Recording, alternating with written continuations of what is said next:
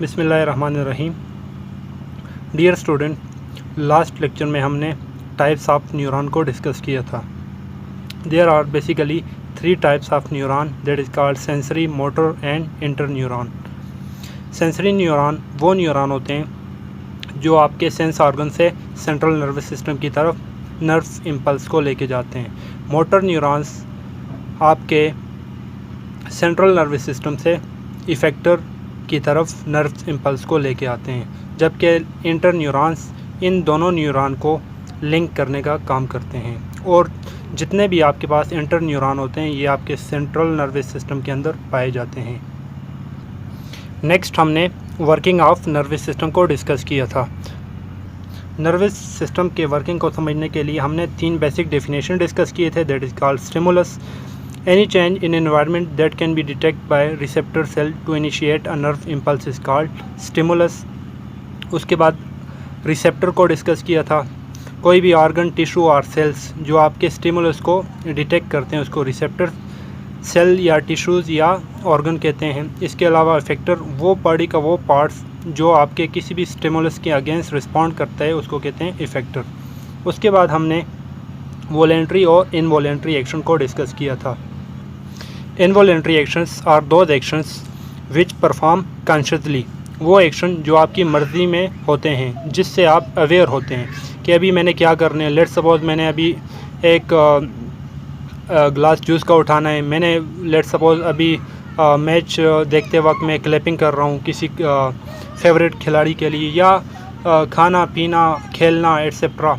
ये जितने भी एक्शंस हमारी डेली लाइफ के हैं इनको मोस्टली वॉलेंट्री एक्शन कहा जाता है, जबकि इनवॉलेंट्री एक्शन वो होते हैं विच परफॉर्म अनकॉन्शियसली, जो जिससे आप अनअवेयर होते हैं, जिसका आपको ये पता नहीं होता कि अभी क्या होने वाला है। लेट्स सपोज आपके स्टमक के अंदर अभी डाइजेशन हो रही है, लेट्स सपोज आपके बॉडी के अंदर सर्कुलेशन हो रही है, ये आपके कंट्रोल में तो नहीं है ना कि आप इसको कंट्रोल कर सकते हैं। आपकी हार्ट बीट, आपके respiration, all those actions are called involuntary actions.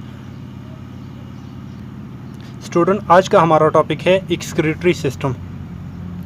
तो एक्सक्रीटरी सिस्टम को समझने से पहले हमें एक्सक्रीशन जानना ज़रूरी है।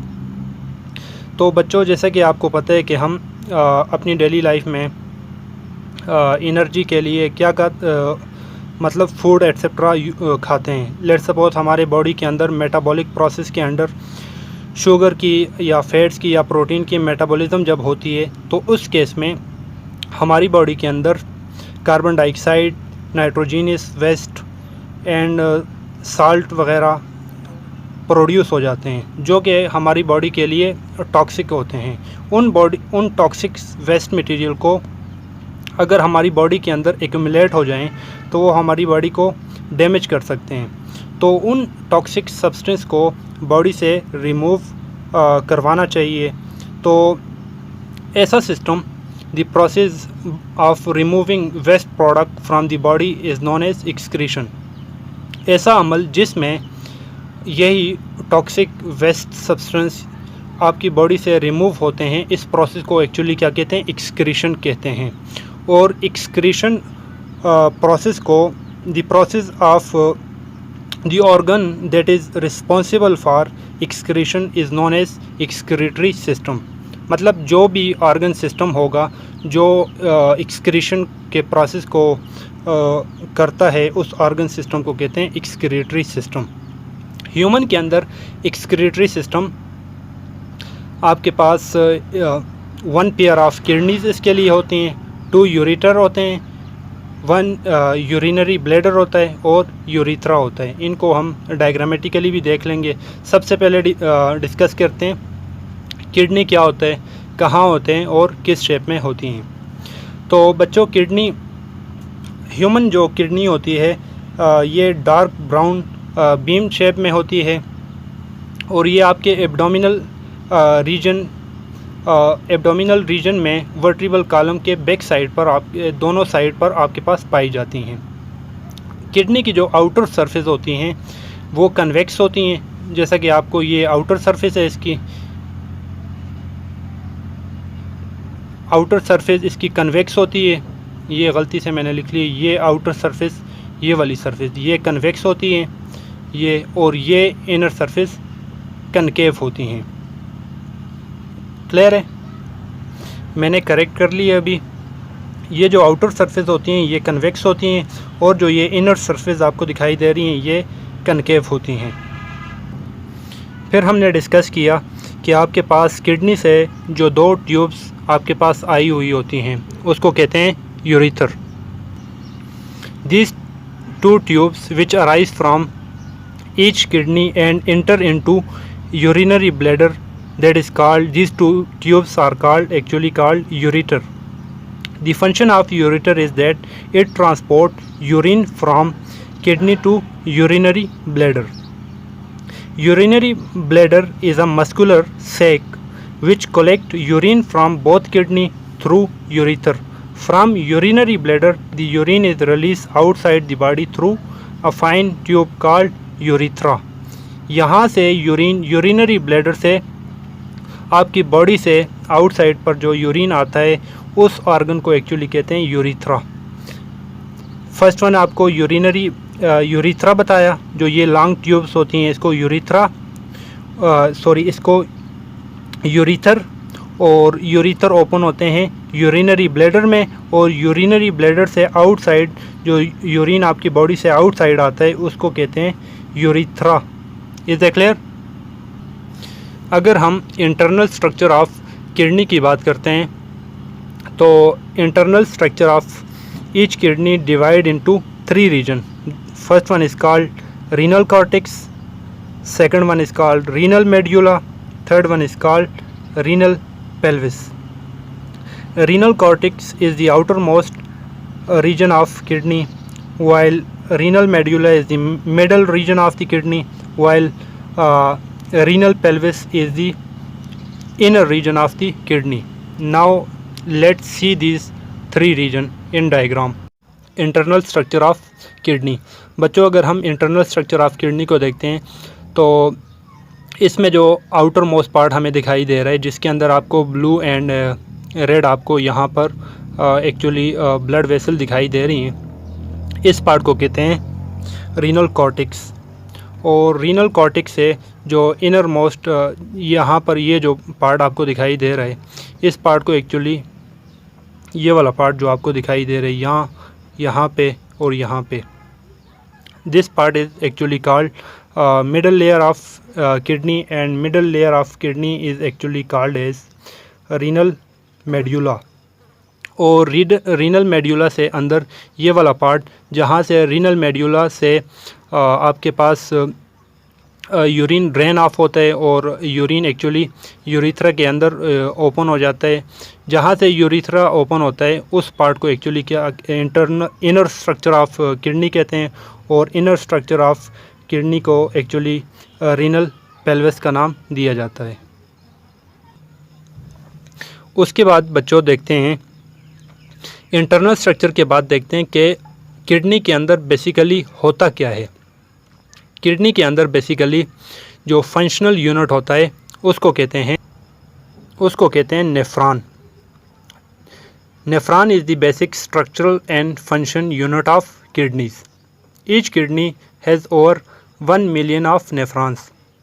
जैसा कि cell is the basic structural and function unit of life, इसी तरह किडनी के जो बेसिक स्ट्रक्चरल और फंक्शन यूनिट हैं वो आपके पास नेफ्रॉन्स होता है, और हर एक किडनी के अंदर तकरीबन 1 मिलियन के करीब नेफ्रॉन्स होते हैं।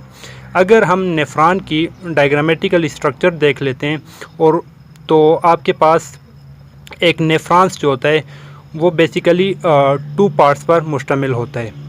First one is called renal corpuscle and second one is called renal tubule.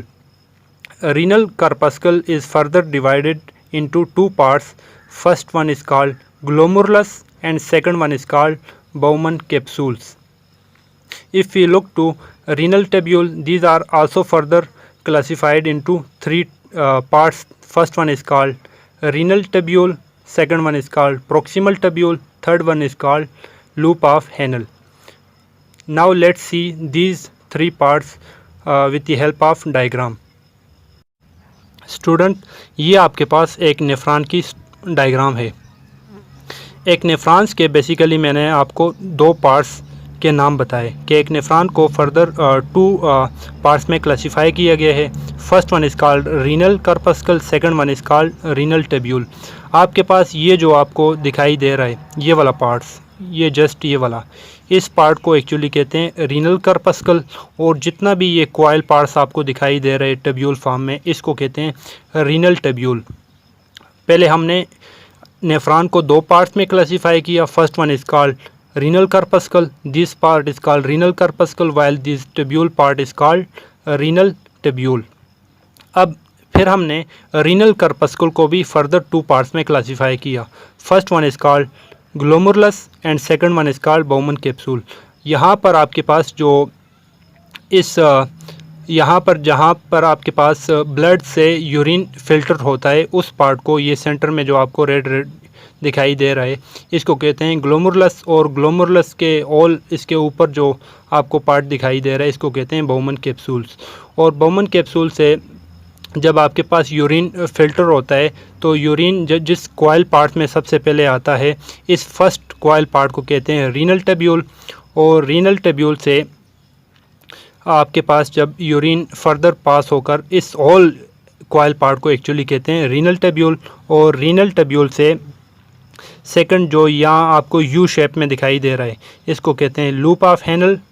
और लूप ऑफ हैनल से आपके पास जब यूरिन ड्रेन ऑफ होता है, यहाँ पर थर्ड आपके पास फिर कॉइल पार्ट्स आ जाते हैं, ये देख सकते हैं आप, इसको कहते हैं डिस्टल टेब्यूल। तो ये तीनों पार्ट्स आपके पास रीनल टेब्यूल के होते हैं कि किडनी किस तरह फिल्ट्रेशन का प्रोसेस करती हैं। तो बच्चों, किडनी के अंदर लास्ट लेक्चर में हमने देखा कि किडनी के अंदर दो आपके पास ब्लड वेसल एंटर होती हैं, एक आपके पास ब्लू कलर में होती है, सेकंड वन रेड में। जो रेड कलर की आपके पास ब्लड वेसल होती है उसको कहते हैं रीनल आर्टरीज। और रीनल आर्टरी के थ्रू आपके पास ब्लड जिसके अंदर नाइट्रोजनस वेस्ट और साल्ट वगैरह होता है वो आपके पास किडनी के अंदर एंटर हो जाती हैं। मतलब किडनी के अंदर ब्लड आपके पास रीनल आर्टरी के थ्रू एंटर होता है। अब रीनल आर्टरीज जाके आर्टरियोल्स के अंदर ओपन हो जाती हैं। आर्टरियोल बेसिकली पतली आपके पास आर्टरीज होती हैं जो कि नेफ्रॉन के सबसे पहले पार्ट के अंदर ओपन हो जाती हैं।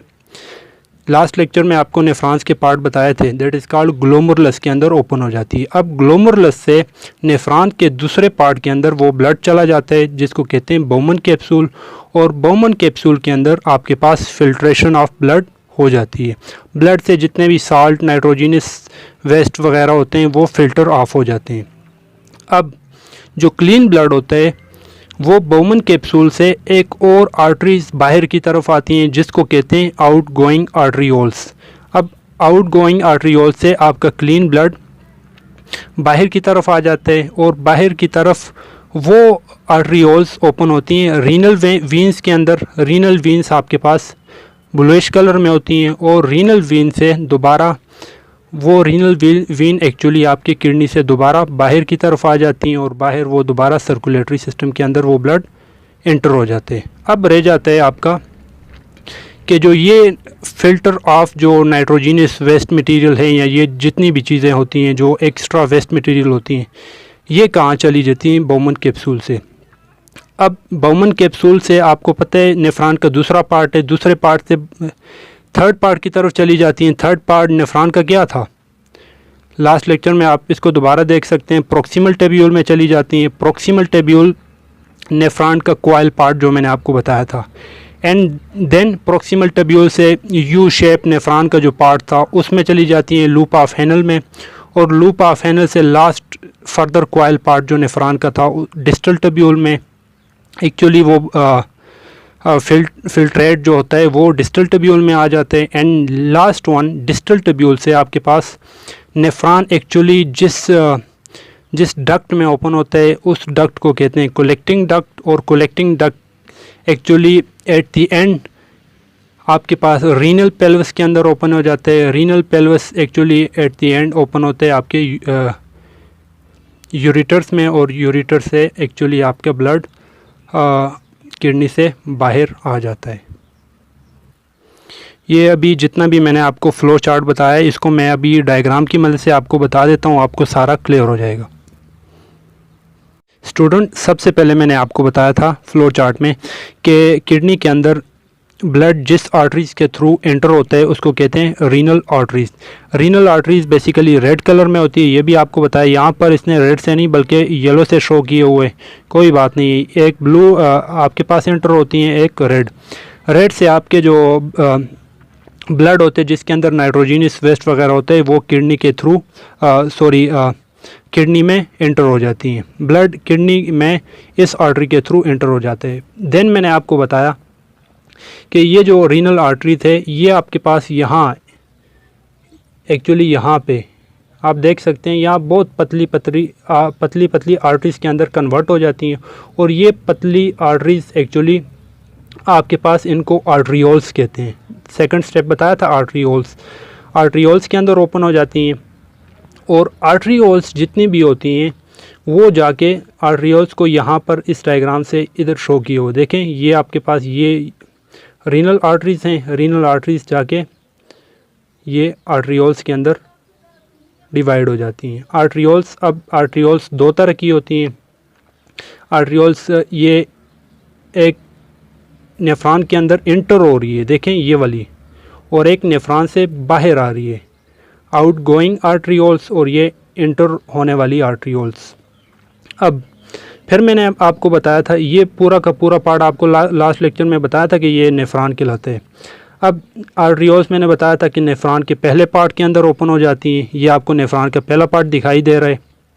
अब यहाँ पर देखें, आपको ये जाली नुमा जो स्ट्रक्चर दिखाई दे रही है नेफ्रॉन के, ये जो पार्ट्स है, इनकमिंग आर्टरियोल्स के थ्रू आपके पास ब्लड यहाँ पर फिल्ट्रेट हो जाता है, इस बोमन कैप्सूल के अंदर फिल्ट्रेट हो जाता है। और जो फिल्ट्रेट ब्लड होता है ये आउटगोइंग आर्टरी, ये जो आपको दिखाई दे रही है, ये जो इस नेफ्रॉन के पार्ट से बाहर निकला हुआ है, इस आर्टरीज़ के थ्रू आपका ब्लड, क्लीन ब्लड फिल्ट्रेट होकर बाहर आ जाते हैं। अब ये फिल्ट्रेट ब्लड देखें, ये रेड आपको नेफ्रॉन के ऊपर जाली नुमा स्ट्रक्चर बना हुआ है, ये जाके ओपन होते हैं, दोबारा इधर ब्लूइश में आके ओपन हो जाते हैं, ब्लूइश में ओपन हो जाते हैं। और ब्लूइश आर्टरीज को हमने क्या नाम दिया था, इसको रीनल वेन्स का नाम दिया था। और रीनल वेन्स एक्चुअली दोबारा मैंने कहा था लास्ट टाइम कि ये आपके पास, ये देखें आप देख सकते हैं रीनल वेन एक्चुअली किस में ओपन हो जाता है, दोबारा आपके पास सर्कुलेटरी सिस्टम में ब्लड लेके चला जाते हैं। अब रह जाते हैं जो फिल्ट्रेट होता है, वेस्ट मटेरियल होता है, वो नेफ्रॉन के इस पार्ट से, कॉइल पार्ट से होता हुआ आता है। इस कॉइल पार्ट को मैंने क्या नाम दिया था, आप पिछले लेक्चर में भी देख सकते हैं। कॉइल पार्ट्स नेफ्रॉन का सबसे पहला कॉइल पार्ट्स के अंदर एंटर हो जाते हैं, प्रोक्सिमल टब्यूल, और प्रोक्सिमल टब्यूल से ये यू शेप में एंटर हो जाता है, loop of Henle, and then loop of Henle से आपके पास ये U shape loop of Henle से आपके पास इधर फर्दर डिस्टल टब्यूल में आ जाते हैं, और डिस्टल टब्यूल से एट द एंड आपके पास इस आर्टरीज़ के अंदर आ जाते हैं। और ये आर्टरीज़ बेसिकली आपके पास किडनी के यहाँ पर एक्चुअली ओपन हो जाती हैं, इसको कहते हैं रीनल पेल्विस। और रीनल पेल्विस से आपके पास जो नाइट्रोजीनियस वेस्ट होती हैं वो आपके पास यूरेटर्स के अंदर आ जाती हैं। नेक्स्ट बच्चों आपके पास टॉपिक है मेल फंक्शनिंग ऑफ किडनी। बच्चों, kidney is not a solitary organ, ये एक सोलिटरी आर्गन नहीं है। मीन टू से अगर आपके पास कोई भी किडनी डैमेज हो जाए या वर्क प्रॉपरली ना करे तो उससे और बहुत सारे आर्गन भी इफ़ेक्ट हो सकते हैं। फॉर एग्जांपल, अगर आपकी किडनी प्रॉपर वर्क नहीं कर रही, फिल्ट्रेट नहीं कर रही नाइट्रोजीनियस वेस्ट को, तो वो आपके जिस्म के अंदर नाइट्रोजीनियस वेस्ट स्टोर हो जाएंगे, जिससे आपको हाइपरटेंशन हो सकती है, जिससे आपको डायबिटीज़ एक्सेट्रा हो सकती हैं। इसी तरह आपके पास एक किडनी मेल फंक्शनिंग जो आपके पास एक डिजीज़ है, that is called formation of kidney stone. Kidney stone actually क्या होता है, किस तरह बनते हैं, देखते हैं। जब आपके when your urine contain more crystal containing substance such as, जब आपके यूरिन के अंदर एक्चुअली या आपके ब्लड्स के अंदर बहुत सारे ऐसे क्रिस्टल कंटेनिंग सब्सटेंस जो आपके पास सॉलिड स्टोन लाइक स्ट्रक्चर बनाने वाले एलिमेंट्स वगैरह मौजूद होंगे, फॉर एग्ज़ाम्पल कैल्शियम ऑक्सलेट या यूरिक एसिड। अगर आपके फूड्स के अंदर या आपके ब्लड्स के अंदर इस किस्म के बहुत सारे एलिमेंट्स मौजूद होंगे जो क्रिस्टल बना सकते हैं, तो वो आपके एक्चुअली वो आपके किडनी के अंदर एक्यूमुलेट हो जाते हैं, जिसकी वजह से क्या हो जाता है, आपके किडनी स्टोन्स के चांसेस ज़्यादा हो जाते हैं या आपकी किडनी स्टोन क्रिएट हो जाती हैं। तो देख लेते हैं कैल्शियम कौन से एलिमेंट्स या कौन से आपके पास सोर्स कैल्शियम की सोर्सेज क्या होती हैं, किन चीज़ों के अंदर ये पाए जाते हैं। मिल्क के अंदर बहुत ज़्यादा होते हैं, चीज़ के अंदर होते हैं, ग्रीन लीफी वेजिटेबल्स के अंदर बहुत ज़्यादा होता है। ऑक्जेलेट क्या होता है, कॉफ़ी के अंदर, वेजिटेबल्स, बीन्स एट्सेट्रा के अंदर ये बहुत ज़्यादा मिकदार में पाए जाते हैं। इसके अलावा भी बहुत सारे यूजेज हैं, ये जस्ट कुछ जो जिनमें ज़्यादा पाए जाते हैं वो यूजेज मैंने आपको सोर्सेज आपको यहाँ मेंशन की हुई हैं। थर्ड वन है uric acid. Cauliflower, spinach, fish, alcoholic drink etcetera के अंदर ये वाले एलिमेंट ये वाले कंपाउंड एट्सेट्रा बहुत ज़्यादा मिकदार में पाए जाते हैं, जो किडनी स्टोन्स फॉर्मेशन में हेल्प करते हैं। Next, sometime kidney do not work properly, they can not remove nitrogenous waste. और ये एक्चुअली ये चीज़ें तो आम सभी लोग खाते हैं, लेकिन अगर आपकी किडनी इन चीज़ों को फिल्ट्रेट ना करे, अगर आपकी किडनी के अंदर कोई प्रॉब्लम आ गई है या कोई प्रॉपरली वर्क नहीं कर रही, तो उस केस में ये नाइट्रोजनस वेस्ट जो होंगे वो फिल्ट्रेट नहीं होंगे और आपकी किडनी के अंदर एक्यूमुलेट हो जाएंगे और एक्यूमुलेशन के बाद किडनी स्टोन्स फॉर्म करेंगे। इसी तरह एक और आपके पास मेल फंक्शनिंग ऑफ किडनी है, that is called renal failure. बच्चों, रीनल फेलियर जो होता है इसमें या तो आपकी किडनी कम्प्लीटली या पार्शली मतलब काम करना छोड़ देती है, और इसकी काजेज़ आपके पास ये हैं कि अगर आपके किडनी के अंदर लॉन्ग टर्म इन्फेक्शन वगैरह हो, या आपको एक्चुअली डायबिटीज़ वगैरह हो, या आपको हाइपरटेंशंस एट्सेट्रा हो। डायबिटीज़ कहते हैं बच्चों आपके ब्लड के अंदर शुगर लेवल अगर बहुत ज़्यादा हो। हाइपरटेंशन कहते हैं आपके हाई ब्लड प्रेशर को। इसी तरह रीनल फेलियर के जो ट्रीटमेंट्स हैं आपके पास, जो इसका फर्स्ट वन टेम्पररी ट्रीटमेंट है वो है डायलिसिस, एंड सेकंड वन इसको जो परमानेंट आपके पास ट्रीटमेंट है that is called kidney transplant. बच्चों, आज के लेक्चर में जस्ट इतना ही। चलिए एक बार फिर मेन पॉइंट्स को दोबारा रिवाइज़ कर लेते हैं। बच्चों, आज के लेक्चर में हमने सबसे पहले पढ़ा रोल ऑफ किडनी।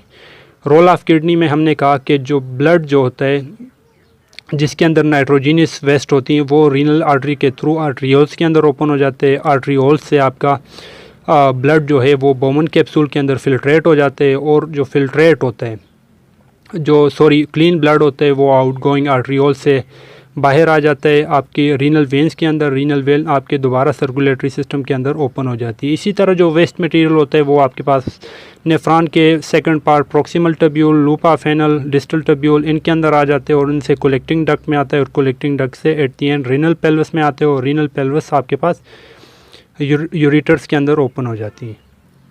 नेक्स्ट हमने पढ़ा malfunctioning of kidney. Kidney के बारे में बताया कि ये सॉलिटरी ऑर्गन ही है, इससे और भी बहुत सारे ऑर्गन डैमेज हो सकते हैं अगर ये वर्क करना छोड़ ले। देन हमने किडनी स्टोन के बारे में पढ़ा कि अगर आपके ब्लड्स के अंदर ये वाले केमिकल्स की मिकदार बहुत ज़्यादा, तो इससे किडनी स्टोन्स के चांसेस ज़्यादा हो सकते हैं। ये भी बताया कि ये वाले एलिमेंट्स आपके बॉडी के अंदर, किडनी के अंदर स्टोन तभी बना सकते हैं जब आपकी किडनी प्रॉपरली वर्क करना छोड़ दें। एंड देन हमने रीनल फेलियर को डिस्कस किया। रीनल फेलियर की काजेज़ आपको बताई कि इनकी काजेज़ क्या क्या हो सकती हैं, और इसकी ट्रीटमेंट के बारे में आपको बताया। बच्चों, आज का आपका होमवर्क ये है कि आपने रोल ऑफ किडनी का, जैसा कि मैंने आपको फ्लो चार्ट की फॉर्म में बना के दिए हुए है, आपने इसकी इसी तरह डायग्राम बनानी है जो कि आपके बुक में गिवन भी है। वहाँ से आपने उसकी डायग्राम बनाकर मुझे व्हाट्सअप उसकी पिक करनी है। Thank you.